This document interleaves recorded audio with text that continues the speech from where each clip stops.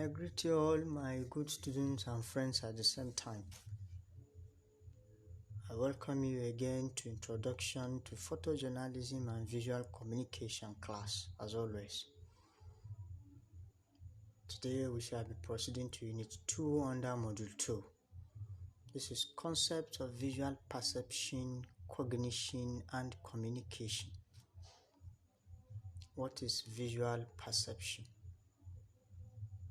It simply means the process by which our brain interprets and organizes the visual information received from our eyes.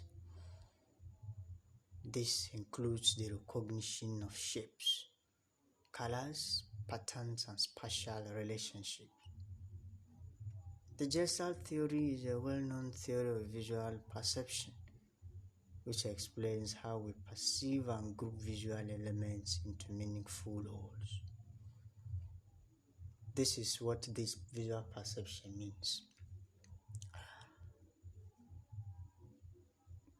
Have you noticed a skeletal head with two crossed bones, mostly placed on the electric transformer, and on it danger is written? Now, assuming danger is not even written, if you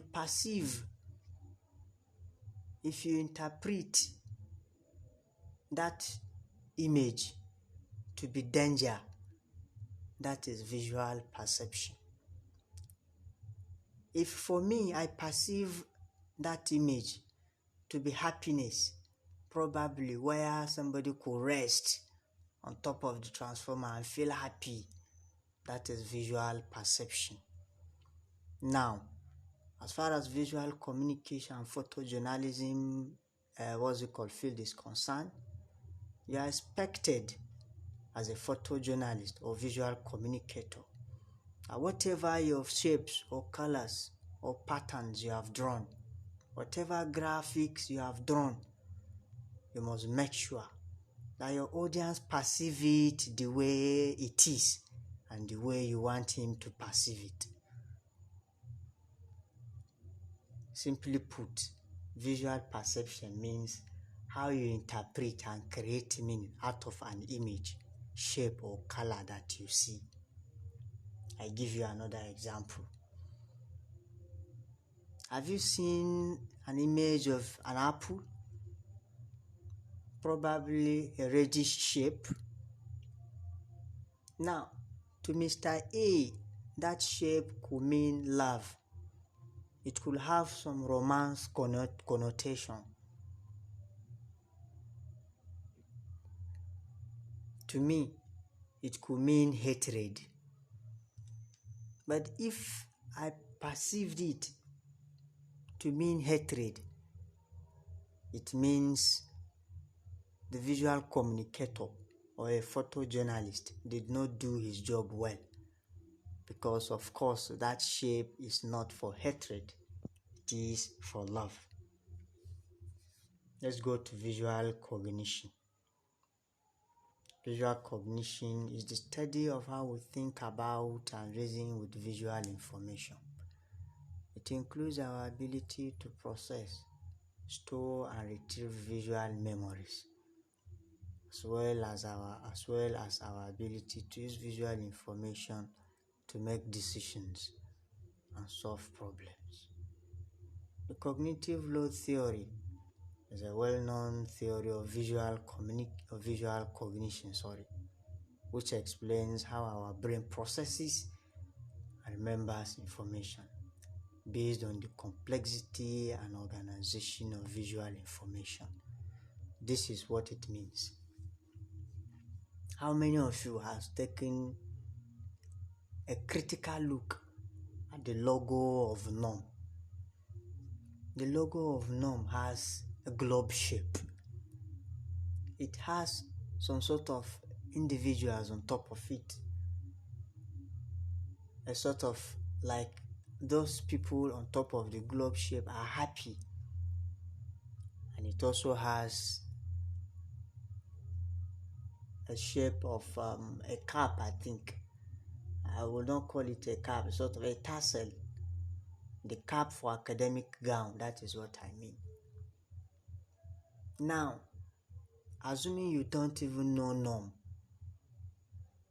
and you saw exactly that color somewhere, if you are able to assimilate it, that look, this logo must be that of an academic, this logo must be that of a school, whether that school is primary, secondary, or university, as far as you are able to associate it perfectly to an academic line, that is visual cognition. If you are not able to associate it to what it should be associated to correctly, if you could not make out meaning out of it perfectly, it means you as an audience lack visual cognition as far as that image or graphics or logo is concerned. And it is the fault of the photojournalist or visual communicator. Your brain must be able to assimilate and recall and be able to put those elements, visual elements, color, designs, whatever, on top of a logo or an image together and create useful meaning out of it. That is visual cognition. What is visual communication? Visual communication is the process of using visual elements to convey information on idea or ideas. This includes the use of images, graphics, videos, and other visual media to communicate messages to an audience. The semiotic theory is a well-known theory of visual communication, which explains how visual signs and symbols are used to communicate meaning and how we interpret those signs and symbols.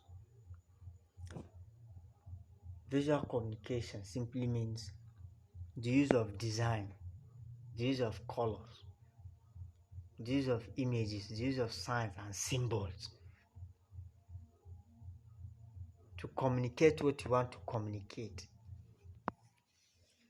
Majority of us here are very familiar with emojis that we send. Now, emoji falls under visual communication. Emoji is in itself semiotic because it is about signs, symbols, and graphics. Most of the times, we use emoji to communicate our feelings instead of writing words, even if when we are chatting.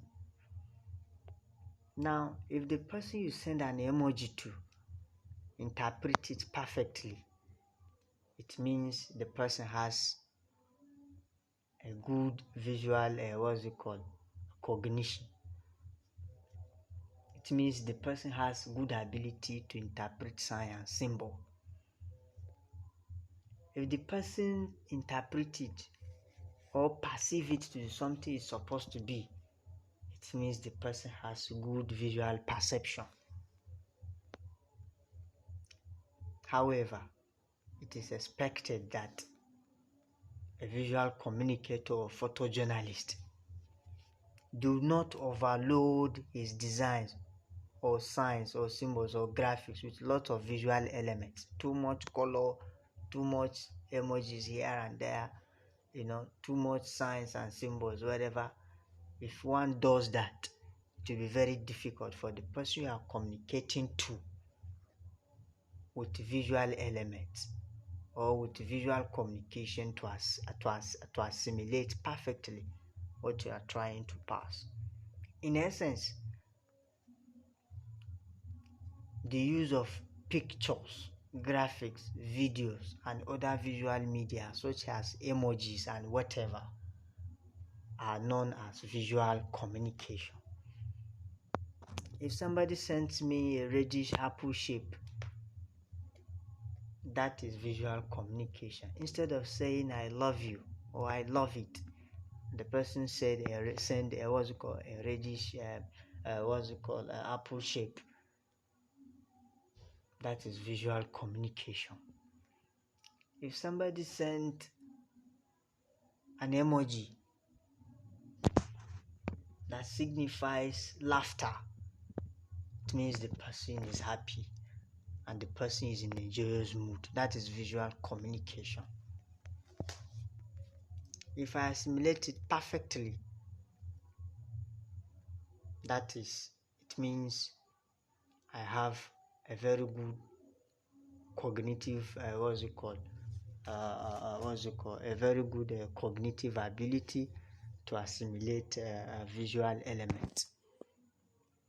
Now let's go to theories in visual communication. First and foremost, what are theories? Theories simply means what you believe is true. For example, you have seen your photojournalism and visual communication lecturer wearing cap to class, ups and down, with kaftan always.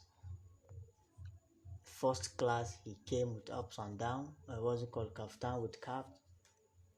Next class he comes with cap and kaftan. Third class, if as a result of this my dressing you conclude that look, I must be a malam, that is a theory, because you have seen me done it 1, 2, 3 times or 4 times or countable times. That is a theory. This theory could be true or it could not be true, because it might turn out that I may not even know how to recite Quran. I'm sorry to say this. So that is what theory is all about. It is an educated gaze from what you have discovered on your own. You observed it, you observed and observed. You now conclude. That is theory. Now we'll be discussing about Gestalt theory. Gestalt theory is a very well-known theory in photojournalism and visual communication. What is Gestalt theory? It's like a puzzle game where we try to put different pieces together to create a complete picture. When we see things, our brain tries to group similar shapes, colors, and patterns together to create a whole. For example, if you see a bunch of dots, our brain will group them together to create a picture of a dog. This is what it means. For you to see an image or a sign and begin to think, this must be so, or this must mean so. That is what we call Gestalt theory. This Gestalt theory is very related to visual perception, where I said you see a skeletal head with 2 crossbones and you conclude that no, this must be a danger zone. If you see a green traffic light, without being told that, you mean that, and you conclude that no, this must mean that yes, the road is clear, I should move. That is Gestalt theory, and it's very related to visual perception. The next is cognitive load theory. Cognitive load theory is like a backpack that we wear on our back. Our brain has a limited amount of space to hold on to information, just like a backpack can only hold so many things. When we see something that is too complicated or has too much information, our brain might not be able to remember it at all.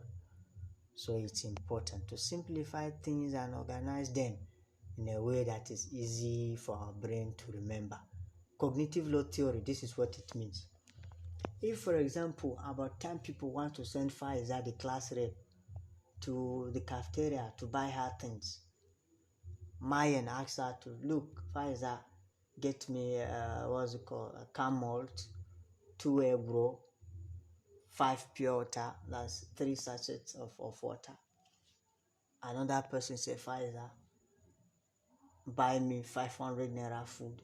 The 500 naira food must have beans beside, white rice beside, a plantain beside, let them put salad.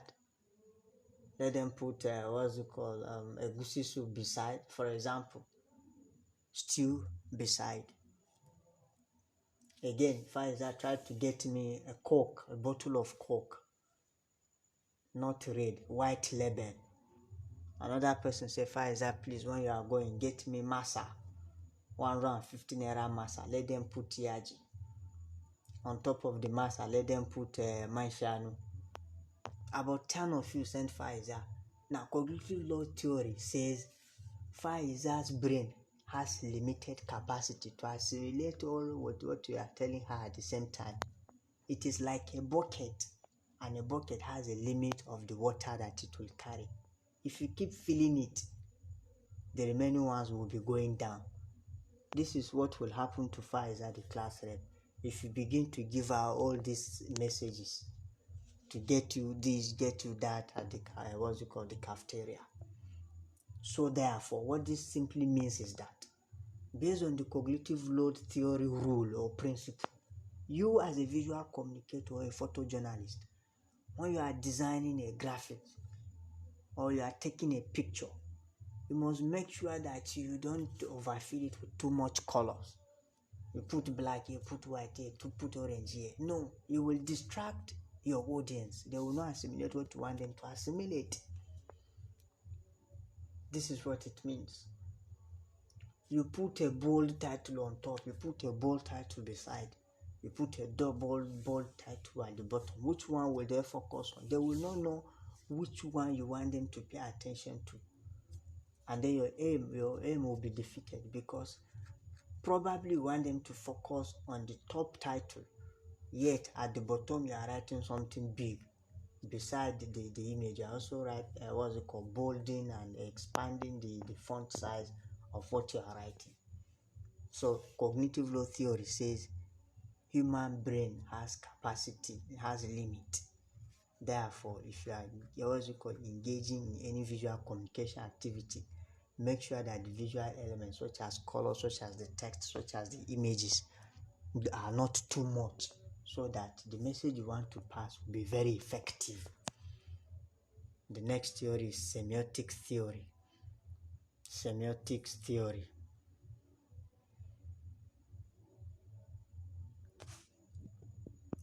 Semiotic theory is like a secret code that people use to communicate with each other. When we see signs and symbols, our brain tries to understand what they mean. This semiotic theory is also very related to visual communication. The use of signs and symbols that people use to communicate together with themselves. I have seen a group of people where among them, the four of them, if they are seated and they do two hands like this, it means let them be leaving that place one after the other. They should go and eat. You that you are in their midst, if you don't understand, this is how one after the other, after 5 minutes, they'll be leaving the scene. Unknown to you, they are going to meet at a place to go and eat. This is semiotic theory. It's a secret code that people use to communicate with each other. When we see signs and symbols, our brain tries to understand what they mean. Now, it's the same thing. By the time you are designing anything visual, you must make sure that the signs and symbols you are using there, the images you are using there, are the images that your audience will assimilate and quickly relate with. Thank you very much for listening in my class. Please listen to this again and again. Write down your questions and get back to me. Thank you very much. Bye-bye.